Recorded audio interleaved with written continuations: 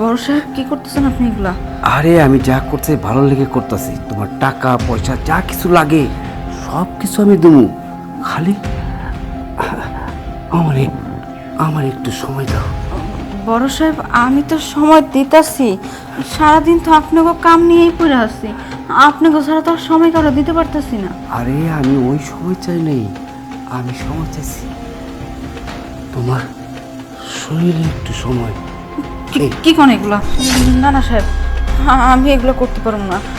হইতে পারে আমি গরিব, আমার স্বামী অসুস্থ, বাঁচাইতে পারবো না, মরে যাবো আল্লাহই জানে, তাই বলে আমি আমার শরীর আপনারা দিব কোনোদিনও না।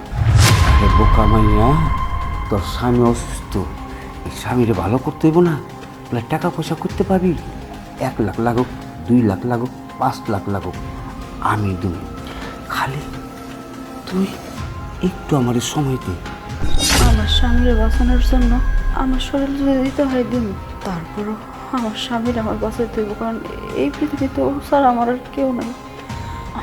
আমি রাজি সাহেব, কিন্তু আমার টাকাটা দিবেন তো? আমার কিন্তু টাকাটা অনেক দরকার। এই এই তো সুন্দর কথা, তোর স্বামীরে বাঁচার লেগা আমার একটু দিয়া দে, আমি তোরে টাকা দিয়া দিই, কাজের শেষে তোমরা আমি টাকাটা দিয়ে দেবো। আর তুমি খুব বুদ্ধিমতী, অল্পতেই বুঝা গেছো, এই কাজে দেরি করতে নাই, যত তাড়াতাড়ি পারি কাজটা সেরে ফেলে।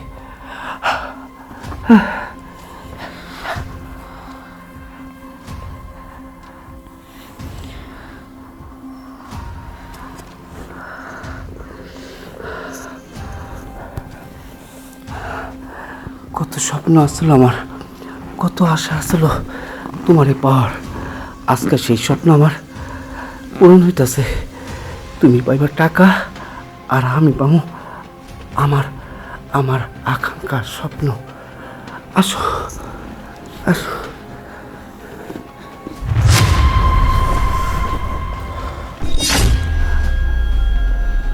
বাহ বাহ,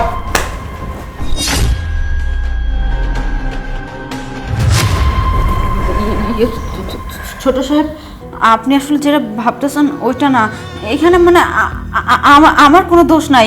একদম চুপ! ফিকিরের বাচ্চা, ছিঁড়া কাঁথায় শুয়ে লাখ টাকার স্বপ্ন দেখিস? এই, তোর সাহস কি করে হলো? এই বাড়িতে তুই হলো সামান্য একজন চাকরানি, আর চাকরানি হয়ে তুই মালিকের সাথে?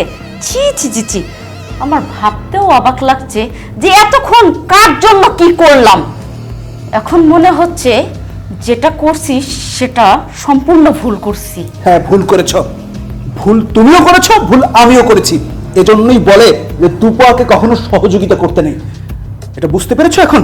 সারাটা দিনটা যার জন্য এতটা কষ্ট করেছি, সেই মানুষটা ছি ছি ছি আমার বাবার সাথে, ভাবতেই অবাক লাগে। ছোট সাহেব, ম্যাডাম, আপনারা কি করতেছেন আমি আসলে কিছু বুঝতেছি না, কিন্তু আমার স্বামী না অনেক অসুস্থ, আমি ওরে বাঁচানোর জন্য অনেক কষ্ট করতেছি, কিন্তু এই যে দিন শেষে আটকা পড়ে গেলাম একটা জায়গায়। টাকা, আমি তো গরিব মানুষ, 4 লাখ টাকা লাগবে, এতগুলো টাকা আমরা কই পাবো কোন? আপনারাও কইছি, ম্যাডামের কাছেও কইছি, আপনারা কইছেন কোনো না কোনো একটা ব্যবস্থা হয়ে যাইব, কিন্তু দেখা যাইব কি আপনারা ব্যবস্থা করতে করতে অনেক দেরি হয়ে যাইব, তখন আমার স্বামীটারে মনে হয় আমি আর বাঁচাইতে পারব না। আমি আমি বড় সাহেবের কাছেও কইছিলাম, কিন্তু বড় সাহেব আমাকে কইছে আমি যদি আমার ইজ্জত তার কাছে বিলাই দিই তাহলে নাকি সে আমার টাকা দিব, আর আমি আমার স্বামীরেও বাঁচাইতে পারবো। আমি আমার স্বামীরে বাঁচানোর জন্য আমি আমার ইজ্জত বিক্রি করতেছি। আপনারা আমাদের মাফ করে দেন, আমি বুঝি নাই আসলে যে হঠাৎ করে আপনারা আয়া পড়বেন। চুপ, একদম চুপ! আমার বাবাকে নিয়ে আর একটা বাজে কথা বলবি না। আমি বুঝতে পেরেছি তুই আমার বাবাকে ফাঁসিয়ে টাকা আদায় করতে চেয়েছিলি, তাই না? আমি এবার বুঝতে পেরেছি। তুমি বুঝতে পেরেছো যে ও কত বড় ফল্ট? বিশ্বাস করতেছেন না? না বিশ্বাস করবেন না? আপনার যদি বিশ্বাস নাই হয় আপনি আপনার আব্বার জিজ্ঞেস করে দেখেন, উনি সত্যি কথা কইব। বাবা, কমল এসব কি বলছে? মানে মানে তুমি নামারি করছো কেন? তাহলে কি আমি বুঝে নেব কমলা যা বলছে সব সত্য? ছি বাবা, ছি, ভাবতে আমার ঘৃণা লাগছে। ও আমাদের বাড়ির কাজের লোক, একটা কাজের মেয়ের সাথে তুমি এমন অপকর্ম করতে পারলে? ওর স্বামী অসুস্থ, সেটা মৌ আমাকে বলেছিল। সকালবেলা আমাদের কাছে টাকা খুঁজেছিল, টাকাটা দিতে পারিনি, কিন্তু মন থেকে একটা কাজ করেছি। ওর স্বামীকে নিয়ে হাসপাতালে আমরা দুজন সকাল থেকে গিয়েছি, ভর্তি করিয়েছি, সুচিকিৎসার ব্যবস্থা করেছি।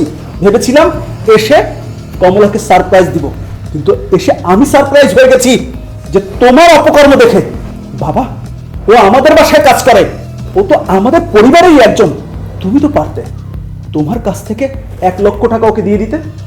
আরে 1 টাকা দিতে তাও আমি খুশি হতাম, কিন্তু তুমি টাকা না দিয়ে ওর সরলতার সুযোগ নিয়ে ওকে তুমি ভোগ করতে চেয়েছো, ওর সম্মান হানি করতে চেয়েছো।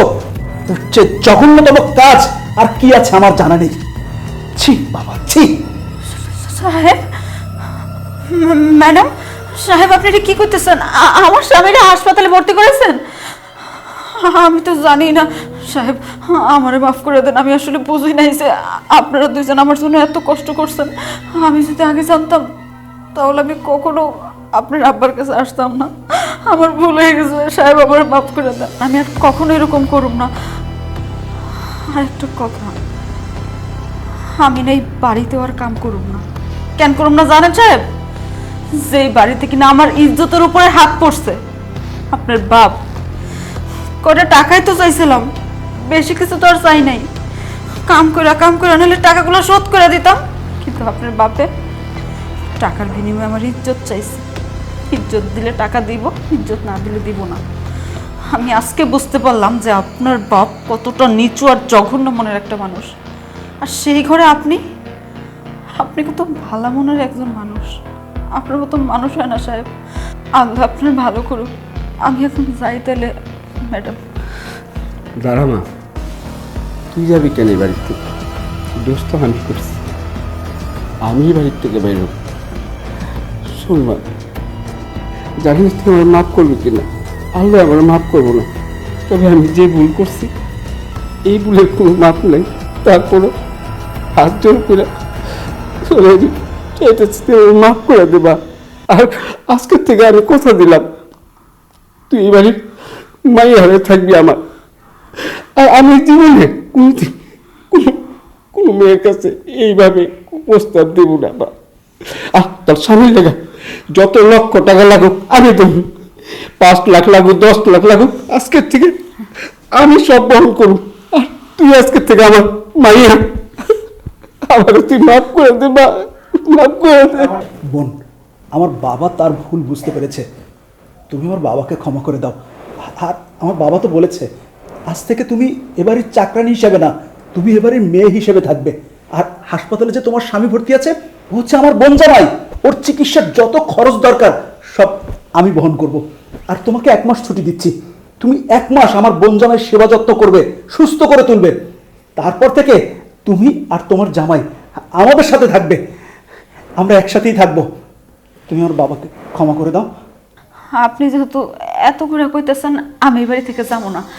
তাই আমি সারা জীবন এই বাড়িতে কাজ করে আপনাকে টাকা যা আছে সব আমি শোধ করে দেবো। চুপ! ভাই বলছিস, আমার শ্বশুরকে বাবা বলছিস, আবার এর মধ্যে বলছিস কিনা সব টাকা শোধ করে দিবি। তো সাহেব কি বললো তুই মনে নেই তোর? হ্যাঁ, তুই এখন তোর স্বামীর কাছে যাবি, 1 মাসের ছুটি দিছে না, সেবা যত্ন করে সুস্থ করে তারপরে তোরা দুইজন এই বাড়িতে আসবি।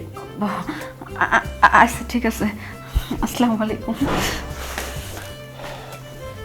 বাবা, তোমাকে আর শাসন করার মতো ক্ষমতা বা যোগ্যতা আমার নেই, কিন্তু তোমাকে যে কথাগুলো বলেছি যদি মনে কষ্ট পেয়ে থাকো তাহলে তুমি আমাকে ক্ষমা করে দিও। কিন্তু তুমি যে কাজটা করেছো, এমন ভুল, এমন অন্যায় কাজ আমি যেন আর কোনোদিন না দেখি। চলো।